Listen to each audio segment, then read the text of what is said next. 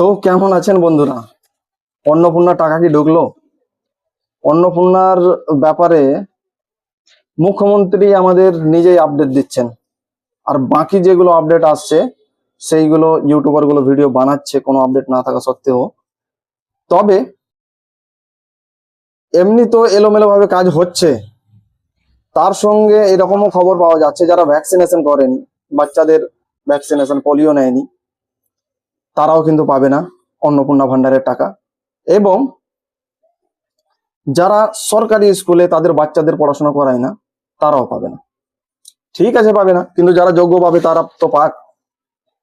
যোগ্যদের জন্য দেওয়া কিভাবে হচ্ছে এখনো পর্যন্ত ঘোষণা হয়েছে যে টাকা পাঠিয়ে দেওয়া হয়েছে, কিন্তু আশেপাশে খবর নেই যেটুকুন দেখলাম, তারা সকলেই বলছে কারো টাকা ঢোকেনি। সেই 3 তারিখে অফলাইনে কিছু কিছু ফর্ম দেওয়া হয়েছিল অফলাইনে আইসিডিএস কর্মীদের মাধ্যমে, সে কোটায় টাকা ঢুকেছিল, তারপরে কিন্তু কোনো খোঁজ খবর পাওয়া যাচ্ছে না।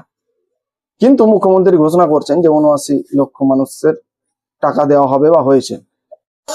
আর দ্বিতীয় যে ঘোষণা হচ্ছে, যেটা ফাইনাল ঘোষণা, যে অন্নপূর্ণার টাকা কবে ঢুকবে, সেটা হচ্ছে মুখ্যমন্ত্রী সাহেব ঘোষণা করলেন যে অন্নপূর্ণার টাকা জুলাই মাসে, জুন মাসের টাকা ঢুকবে।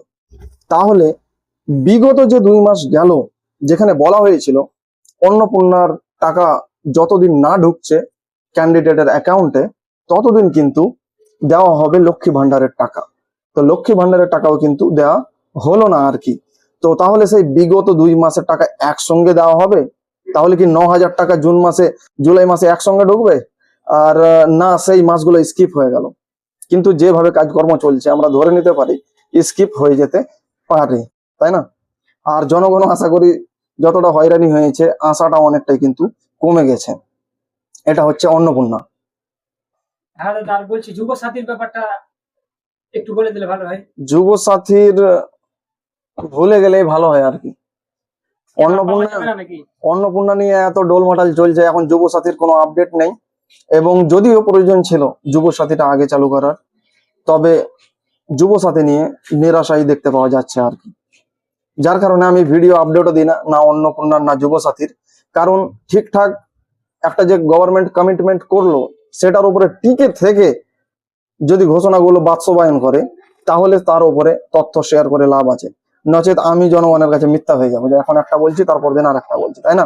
তো যাই হোক, দেখি কতদূর ঝাল গড়াই, গভর্নমেন্ট কি প্রসেসে কাজ করে এবং কত দ্রুততার সঙ্গে কাজ করে।